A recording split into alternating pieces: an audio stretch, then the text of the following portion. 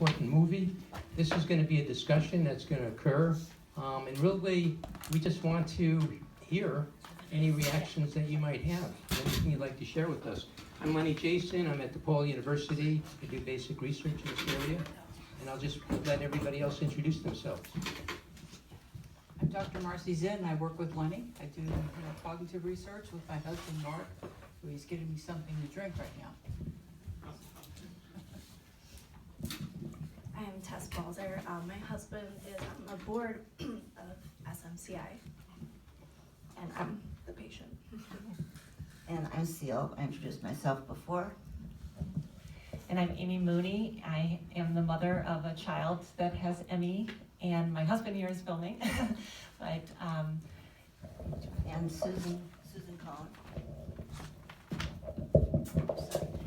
Hi, I introduced myself before. I've had ME/CFS for 43 years, and my daughter, who is now 30, has been sick since she was 12. I have ME also. So at this point, we have a microphone. How far will the microphone go back? Will it go not super far, but if we can meet you halfway. Okay, if anybody might like to just give any reflections, comments, thoughts that they had about the movie, that'd be great.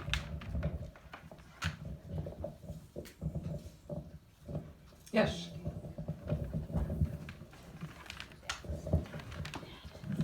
Hi, my name's Anita, and my sister has ME. Interesting how she, this, like everyone else, the 17 doctors, nobody believed it, and she finally found a physician here in Chicago who really believes her and supports her a lot. And it's very hard because there's of course the trend of everyone who seems to have the same symptoms, but there are so many different symptoms that still present, and the flares, and then the not flares, and not knowing what to call it, or it's so hard being the person like the husband was to support and when to say the right things. And it's difficult because sometimes I get frustrated and not knowing what to say or wanting to always be on that side, and it's sometimes I get frustrated and don't know what to say. It's very hard. So as a support person, I want to always be there, and I live away, and I don't know what to do, but it's so true with losing friends and losing support, and who, I don't know if there's any support groups, but it's very hard, I think, to guide her to a support group, because I think that's uncomfortable too. I don't know, I'm just speaking out. I don't even know what to say, but I think the movie was phenomenal, and I want everybody in the world to see it, and I wanted to get an award. I think it was phenomenal. I don't know. Thank you. Thank you for sharing that. And it turns out that you asked about support groups. Well, Barbara, do you want to introduce yourself? No. There is a support group in Chicago, and those people who might be interested in learning more about it. Barbara, do you want to just kind of raise your hand so you can talk to her maybe after? Randa is also here. And Randy, do you want to say, would you like to make some comments about the support group in Chicago? That'd be fantastic. Thank you.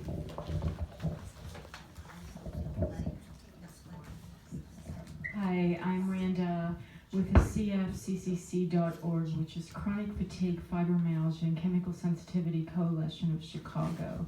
It's been here for a while. I've stepped in after Barbara, and we do a newsletter trying to reach the people that can't get out and can't see the world, or even can't get near computers nor even have one. It's really important to know that there's a community out there and you can connect. So if you have anyone who's interested, please get in touch with us. We'll be here, probably not for the next film. I have to skedaddle. I'll be here until the next film starts, but you're welcome to join me. It's cfccc.org is the website. So you can go in and get information to contact us.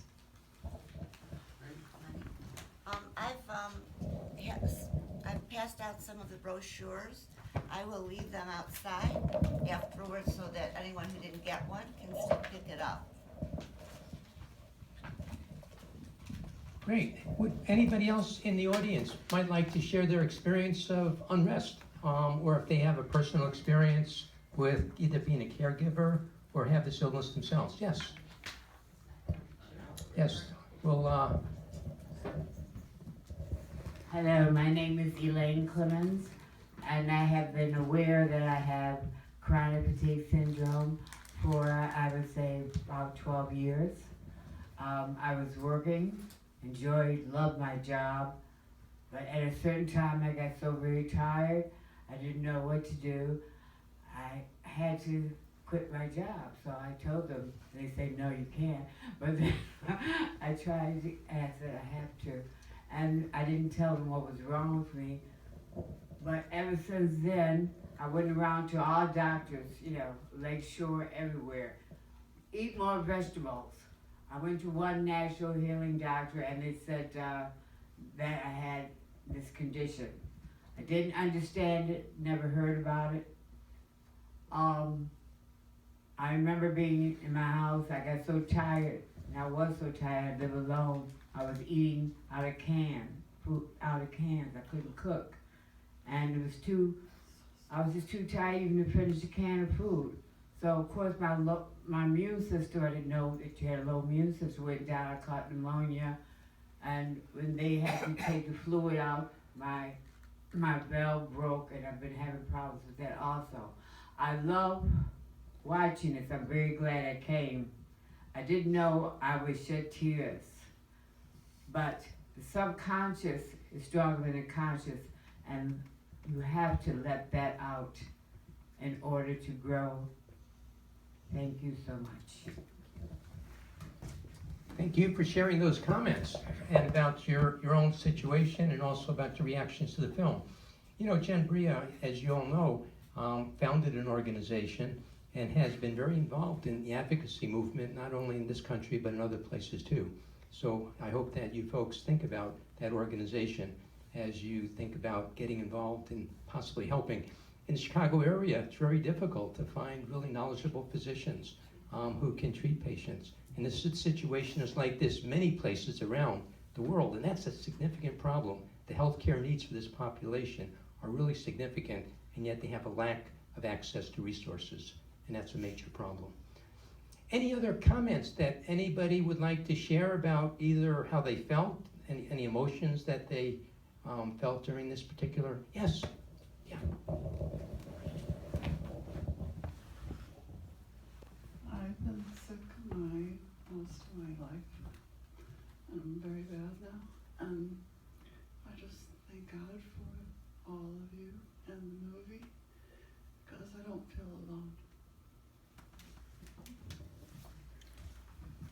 Great. Well, thank you for even getting to the movie to sort of get here, and also to share that this is something that you don't feel alone when you see so many other people that are really struggling with this issue, looking for care, looking for better ways of treating this, looking for more funding, looking for all the things that really the movie talked about. Any other kind of people? Yes. I'm ashamed to say I felt really angry because I don't understand it. It seemed like in the movie that there were ways to diagnose this and that there were ways to recognize it and that there are billions of people who have it. So why is it so hard to understand and to find these people and to connect them with resources? That's an excellent question. They estimate there might be as many as 1 million people in this country, maybe 17 million people worldwide. Those are some of the estimates that people have made. Lots of folks are ill. Lots of folks, as this woman over here mentioned, are too ill to get out to the public to protest and to make their voices known, because 25% of patients are actually homebound or even bedbound, as you saw in the movie. So that's one of the issues. Yes, we have. It's okay, I think I can be heard. No, let's get you on the mic, because that way they're kind of taking little pictures of this. I'll keep you. And this is actually someone in Chicago who knows a lot about this illness. Except I'm a psychiatrist and I don't think anyone wants to come and see me. But, anyway, no, I just wanted to answer this woman's comment about being angry. I think that it was an excellent movie. I think it just, personified the devastation in so many people's lives. I had CFS and I lost it 15 years. my son has just been recently diagnosed with, just recently approved by Social Security disability for CFS after he got sick in India as a college, visiting program. But what I wanted to speak to is the anger, because I think that there was a misinformation that Nancy Klimas seemed to refer to as if there was some sort of marker of natural killer cells, and there is no marker, and that I think that her comments about the mitochondria is a theory. There is not any data. If there was, we'd be able to do a test and we'd be able to basically not have the problems of Social Security disability. And it wouldn't be called, my last comment though for Lenny is, what happened to the new title of exercise intolerance? So the Institute of Medicine, thank you, David, for those comments. The Institute of Medicine is proposed a new name, SCID, and I'm not sure that's really got a lot of traction at this point. So I think the term ME is certainly what the patients prefer, and certainly that's a struggle ongoing as to what to call this, and maybe there are different illnesses here that need to be referred to. Thank you for sharing also about your story and also about your son. And there is a lot of anger in the patient community, and really part of it is because this is a really underfunded illness. About maybe $6 million a year, whereas hair pattern baldness, like what I have, gets more money, if you can believe it. Not that I want to grow hair, but it's nice. It would be nice if there was more money for this area. Now, there is some good news, and that is that the NIH has recently funded 3 centers that will do, hopefully, very good research in the future. So there is a turn that has occurred, and I think that's good for all of us. But the fact still is, there are not treatment centers around the world. If you have MS, if you have cancer, if you have a number of other illnesses, you can go to a local place and get diagnosed and treated. That can't happen in this illness, and that's a major tragedy. People should have access to care, and they don't. And we also need more research to find those biological markers to then basically have an opportunity to give more credibility and legitimacy to this illness. So we certainly have a long way to go, but there has been some improvements, and certainly this film is one example of it. And the advocacy movement that Jen Brea has been really pushing, as well as Carol Head and many other people who have been kind of working on this area for many, many years. Any other comments that we have? I know that, yes? I know that We're going to bring a mic over to you, okay? I know I already spoke. Again, my name is Anita. It seems that the way that media gets most represented is when a significant actor or actress has it, such as Lyme's disease was most brought out with Yolanda Hadid. Are there any actors or actresses that we know of that has ME, and if so, if we could bring that to light? I know there was at one point that Cher was questioned to have had it, but it was under wraps. The other thing is, do we know if this film is going to be brought to one of the award shows, and if not, is there a way that we have access to somebody who knows somebody that it can be brought to a film festival, Cannes Film Festival or something like that? Because I think that is really something that usually brings people much more awareness to it. If the CDC is aware of it, that it should be brought to more public health. If you get somebody who has more money, it's one of those where you have a gala and more money in the audience because of what people wear. they purchase that. What do we usually say, that if you took the money of what people wore and put that towards the auction than what they donate? I'm just, Sure, good ideas. And by the way, there's some material out in the front where you can actually see some of the festivals this film has been at and actually won a number of awards. So it's actually run that route. Now it's being released publicly, and hopefully will be on maybe a PBS station in the future, so it'll be even more accessible to people. Lady Gaga, by the way, just came out saying she had fibromyalgia. So, you know, we do see people. Keith Jarrett is another person who has, you know, publicly indicated he has this illness. Any other kind of people who kind of know that folks that have gone out? Yes? Laura Hildebrand is another extremely famous person from Seabiscuit fame and other books. So yeah, there are some people, but this is interesting. This is an illness where people really want to disassociate from because there's so much stigma. But it's interesting, her husband worked with Oprah, and yet there was no connection with Oprah. If somehow Jennifer's husband connected back to Oprah, even though there was like a little blip where he showed her face that he worked with her, and yet that was in the film. I wasn't sure if there was like kind of a grab. Yeah, I'm not sure about Oprah, but certainly if you know, any way of getting more publicity is certainly extremely important, and having people who are famous kind of get behind this movement certainly, I think, is important, as with other illnesses. And I think the film has, Jen has a plan, I guess, for release, that she put it through a lot of festivals first in order to qualify for, say, the academies and things like that. You have to first show at festivals, then theaters, and so there are stages and steps that have to be followed. And she will be, I guess the film will be released on iTunes in October. So that will be able to be streamed out to many more people, and then PBS in January. So there were, I guess, steps, and there is a logical plan behind how she is trying to release this. And I'm certainly not trying to take away from the suffering of what people in this room and what their families are going through.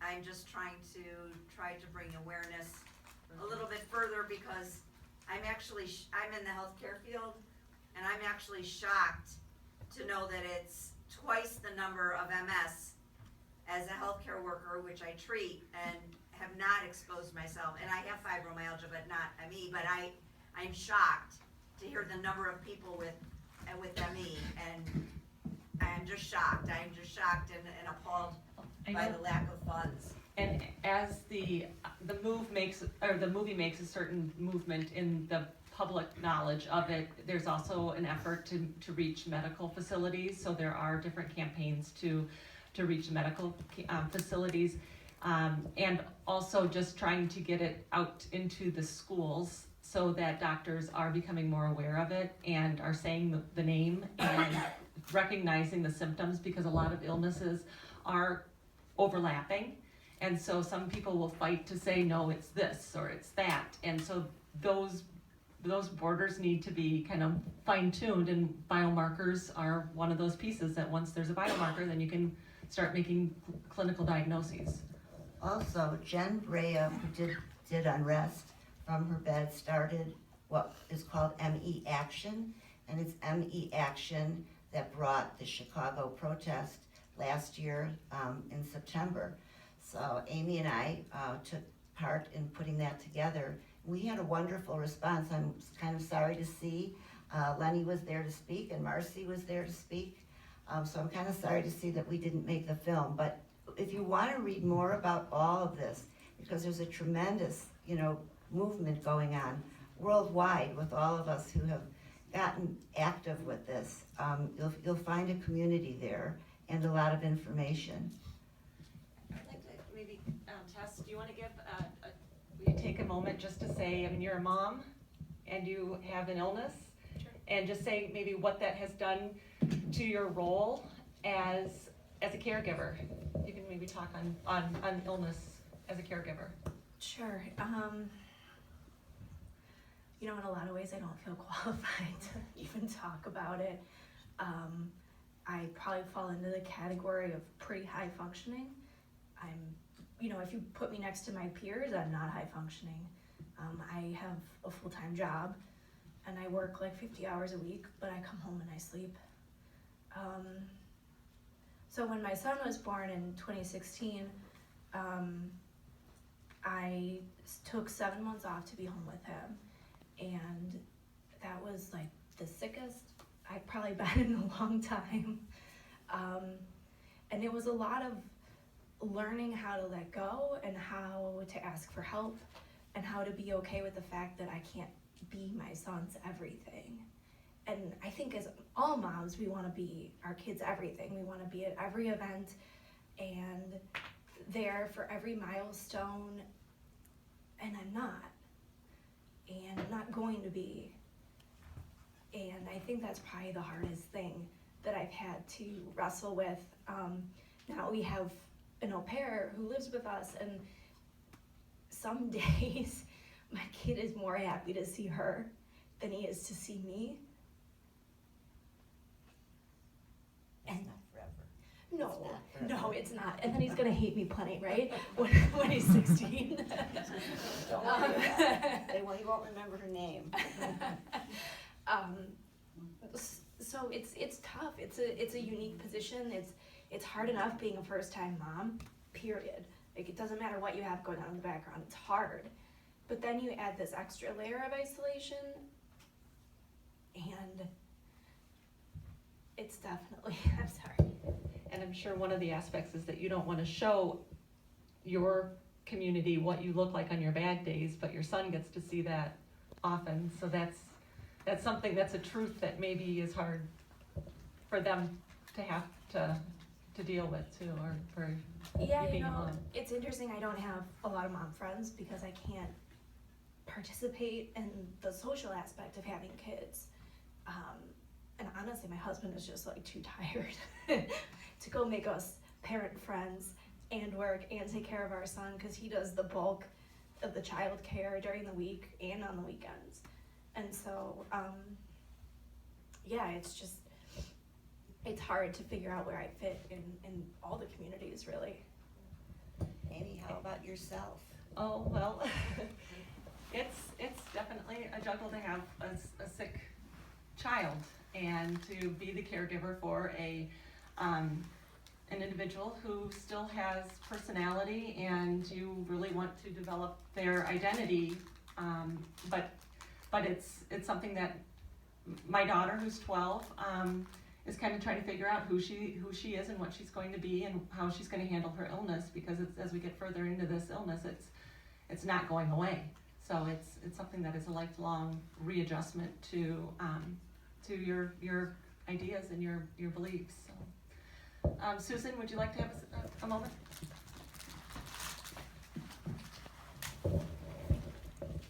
Hi, well, I guess I'm at the other end, not at the baby end, but my daughter got sick when she was 12, and to bring this close to home, last night, I was home with her for a couple hours trying to talk her into not giving up on life like this. And, hearing her sorrow, her isolation, her pain levels. We had just had a phone consultation earlier in the day with a MECFS expert for 2 hours, but even hearing her relate all her symptoms to the doctor broke my heart. But there's also a deja vu, because I can remember being in my early 20s and bedbound, and my mother talking me out of suicidal thoughts. Not every day, but when you're sick and in pain for days and days on end, and back in 1974, there wasn't even a name for this illness. Now there's no diagnosis, but then there was no name. You were just an individual out in the desert, and you were told all kinds of crazy things by all kinds of crazy doctors. But it's a double whammy when you're still ill and you're trying to convince your daughter to go forward with the same illness. It breaks my heart. Great. By the way, just wanted to mention that one of the husband of Jen, Omar, is going to be in Chicago for 2 shows this week. So if you want to actually meet him, is it Tuesday and Wednesday he'll be here? The third and the fourth. The third and the fourth. The third and the fourth. So we will kind of encourage you, if you'd like to actually meet one of the people who's portrayed in the movie and actually was very involved in, I think, developing the movie. So we probably are getting a little bit toward that time. Does anybody have the time?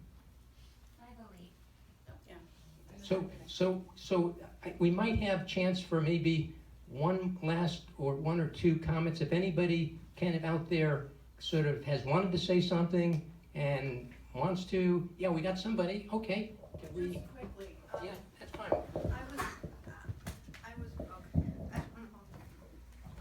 Will it reach? Okay. Hi, I'm Mara, and I've had this for, just about 12 years now. I was really surprised at the shame that goes with this illness. I've never been sick with anything before that I would feel, shame about. And it feels to me that aside from always having to explain it and people not believing me, I found a doctor who's very good and supportive, as my sister had mentioned, and I actually did see Dr. Klimas, and I even saw Dr. Lipkin, actually, who was very helpful. But I was looking for specialists just like anyone else, and was having trouble finding them. But that sort of stays with you, because you're always having to explain, and people are always basically looking at you like, they don't believe you. The other thing is that how people just sort of do disappear. It's really only a few, a handful of close people that believe you, that support you, and that you're forever grateful for. And a lot of people do just fade into the woodwork. Your life goes by, they wouldn't even know where you were. And then the only last comment is, Dr. Jason, I actually spoke to you years ago. Do you see a big difference with your, and know about, your research? I understand about the funding, and it's really horrible. But do you see some changes over all these years that you've been doing research?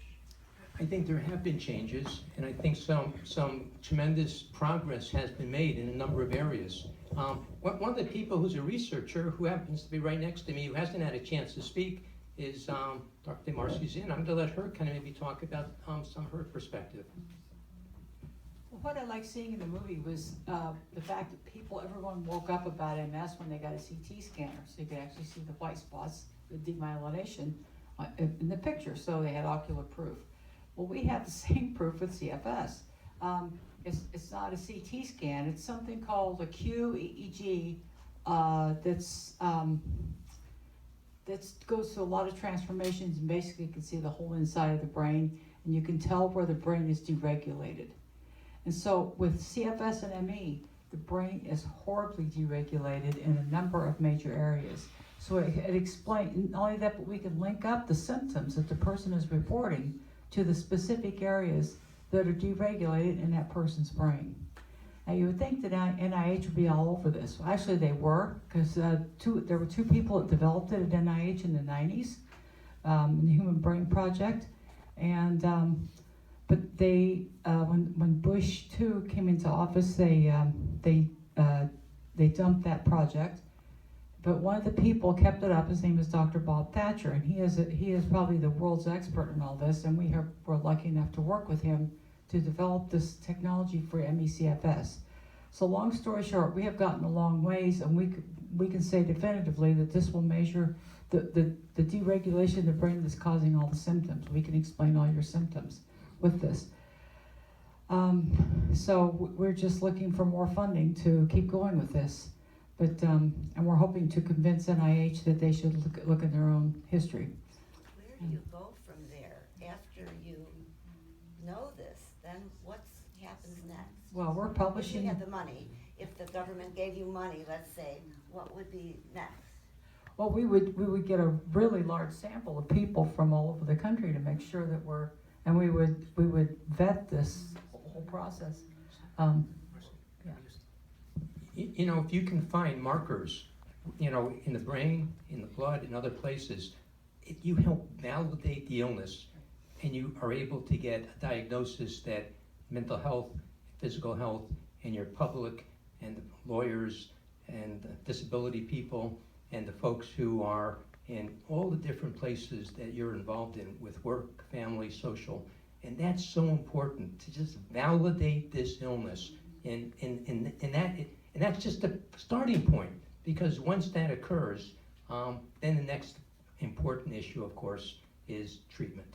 And the treatments have to be developed, and there has to be an effort that is sophisticated, because this is the illnesses like this are going to be the challenges for the 21st century for medicine, because we know how to fix a broken arm, and we know how to do those types of things involving kind of fixes for different types of viruses that might affect people with some antivirals. But this illness is multi-system, affecting so many parts of the body. So the clues that we get in medicine and other areas that are going to be so important, and that's why this needs to be funded, because if you go into healthcare, this is going to be one of the driving forces of these types of illnesses that people have.